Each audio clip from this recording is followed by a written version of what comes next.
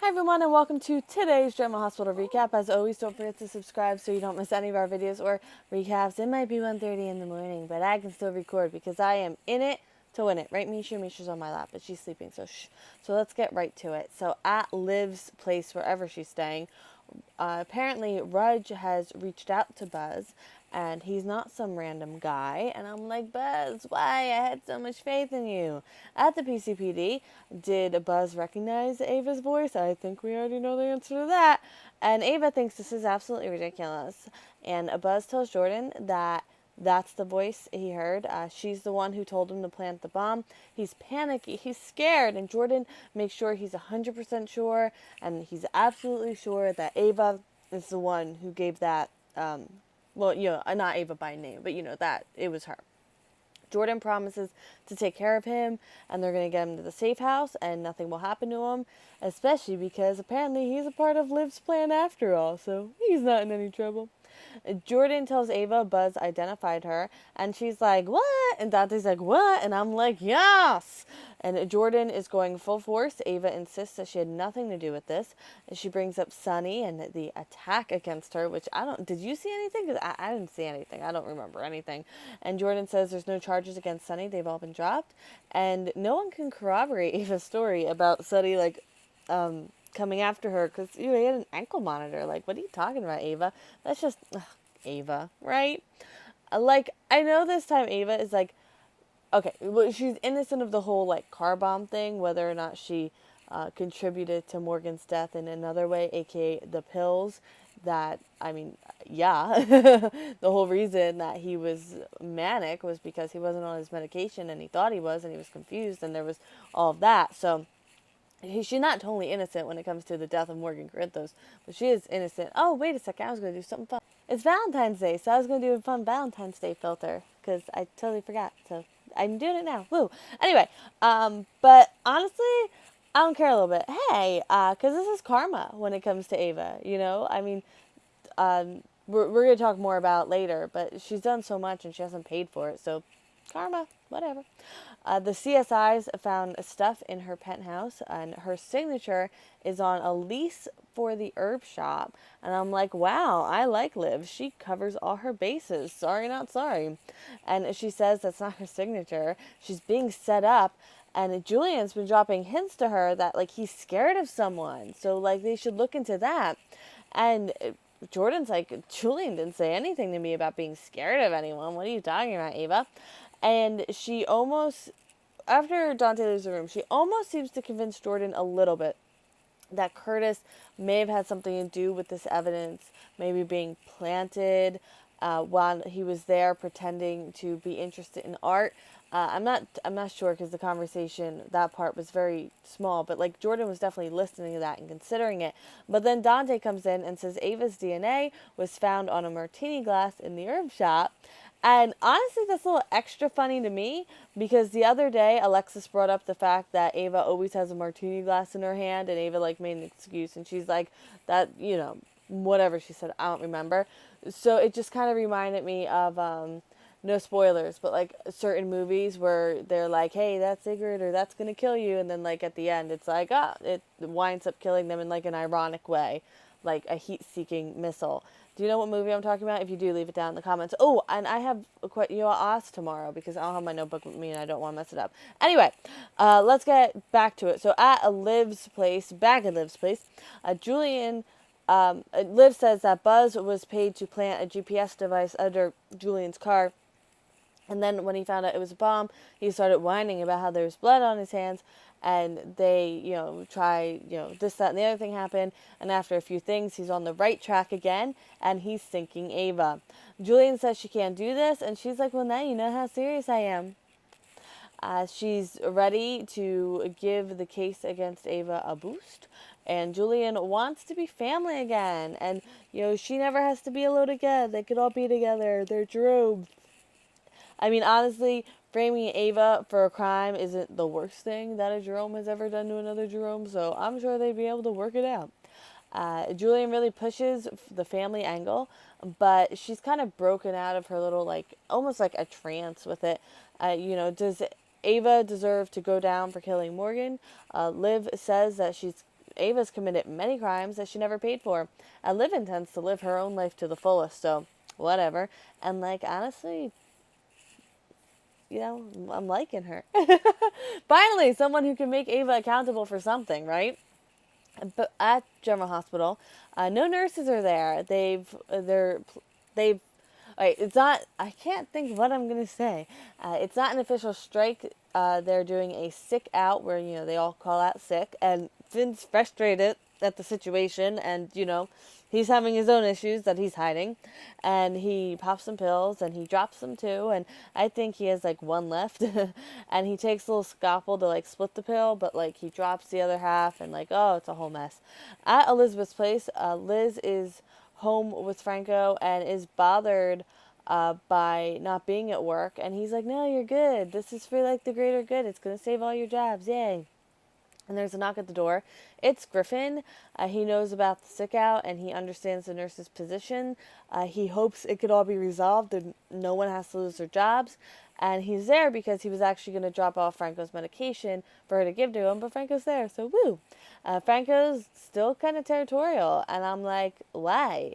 Like, one step forward, two steps back. Again. Why? Like, seriously. Liz calls him, after Griffin leaves, Elizabeth calls him out on his jealousy, and he thinks she's being naive when it comes to Griffin. Like, why is he here late at night, and this, that, and the other thing? And she's like, he was dropping off the medication, and he thinks Griffin came here for her. And I'm like, you don't know him. If you knew him, you know that's not true. Like, he's having his own struggles right now. And she's like, I'm with you. Why are you so insecure? And honestly, I'm sitting here too. Like, why are you so insecure? Like, against all odds, she's with you. So, like, why? And Elizabeth keeps ignoring her phone calls. And they have to have an honest conversation. And he says he's happy and being together is the greatest thing that ever happened to him. But, like, what are they going to do about this whole, like, jealousy thing? So he says that it's his thing and he needs to work on it by himself. And she really tries to get to the root of the problem. At the Metro Court, Nell admires her flowers. Michael comes back and he agreed to the layoffs and he feels super guilty about it. You know, and, you know, he makes the point that everyone who's done something they regret can blame it on, like, someone else. Maybe she made that point. I don't know. He made that point because then Nell's like, sometimes you need to convince yourself you're doing the right thing, even if it's going to hurt people. And he says, yeah, but deep down, like, you still know it's wrong. So, like, you know. Michael still sees the best in her. And, you know, is she starting to rethink what she's doing? Probably not. At Sunny's, Sunny privately calls Nell a not so nice B word, and Carly is thinking more rationally. She wants to be home with Michael and Jocelyn, and there's still so many questions still left to be answered, and she leaves. Back at the Metro Court, Sunny approaches Nell. The restaurant is closed, and she's like, is there a problem, Sunny? And he's like, yeah, and he pulls out the bra, and I'm like, this is the most awkward conversation I've ever witnessed, on my part, because I'm like, what's going to happen here? So Nell sees it, and she's like, oh my god, I'm so sorry, I must have forgotten it. Did Carly see it? And he's like, no. And by the way, you planted it when you got those tax documents. Like, I know you're setting me up. That's a problem, and he solves problems. And I was like, yes. So she says she didn't do anything wrong. He's the one who cheated on his wife, and he sees right through her. But did it occur to him that he actually didn't sleep with her, and that was the setup too? It hasn't, but I'm here, like, giving, like, telepathic, like, Sunny, think of this. Like, if you don't remember it happening, maybe it didn't happen, because you know she's a scam artist now. Come on, make the leap, Sunny, make the leap. Back at General Hospital, Griffin catches Finn on the floor, and Finn's like, blah, blah, blah, refill? And Griffin comes over again and helps Finn out with an IV bag. And he can tell Finn isn't, like, really doing good. Michael comes in and Hayden briefs him. He thinks Bobby is, like, an ally. Oh, I'll call my grandma. And Hayden's like, yeah, she called out sick too. So, like, maybe not at all. Nope. Carly arrives and finds Michael. She knows he's, like, he's just, like, in the middle of, like, a crisis. But she has to talk to him because she's Carly. And Carly tells him that Jason found a recording that implicates Ava in Morgan's death. So I think she kind of put the cart before the horse here, because then the rest of the conversation is like, maybe not. And Carly tells him Ava's in custody, but Jason's not totally convinced that Ava's the one responsible.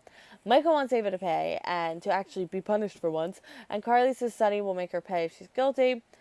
Okay, so I guess we're on a complete 180 of that ultimatum now, because, like, seriously, like, if she, like, gives Sunny the ultimatum about violence again, I'm not going to buy it, to be quite honest with you.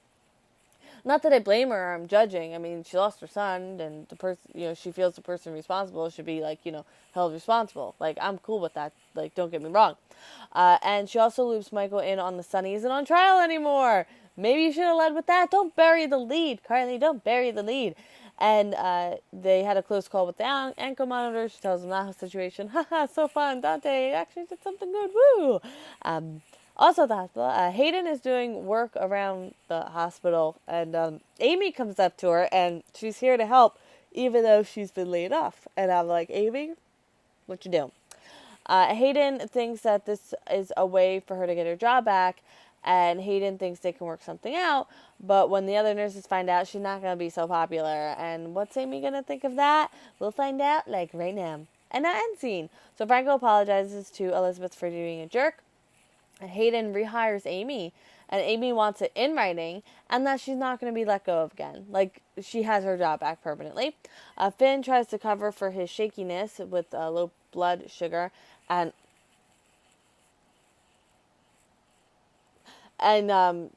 you saw that, right? Okay, Misha, that was rude, and now I've cat hair in my mouth. So Hayden mentions Finn went off on her to Griffin, and Griffin's like, you know what, talk to him about that, because I can't anymore. Finn finds the other half of the pill, and he takes it, like, right off the hospital floor, and, like, literally, like, pops it in his mouth and swallow it.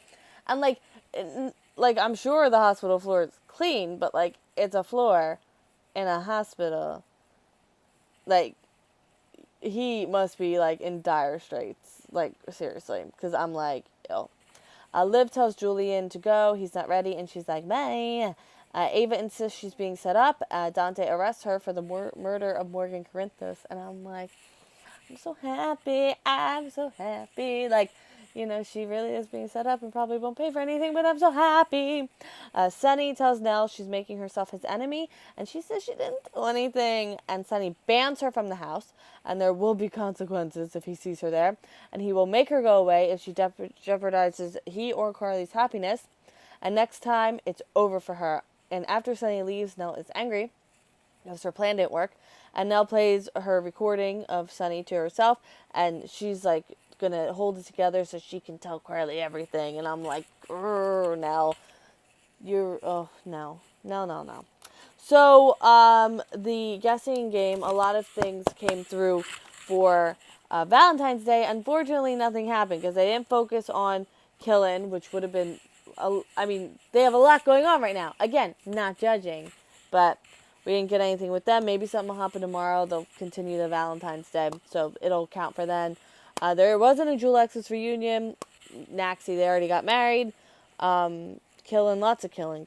And Elizabeth and Franco, I'll check the date on that, because I might give a point for that, because it happened a few days before. Okay, in any event, maybe it happened a while before. It might have happened. I think it's out of this, whatever. But in any event, thank you so much for watching, and I will see you tomorrow for more General Hospital, and I hope you have a great day. Bye!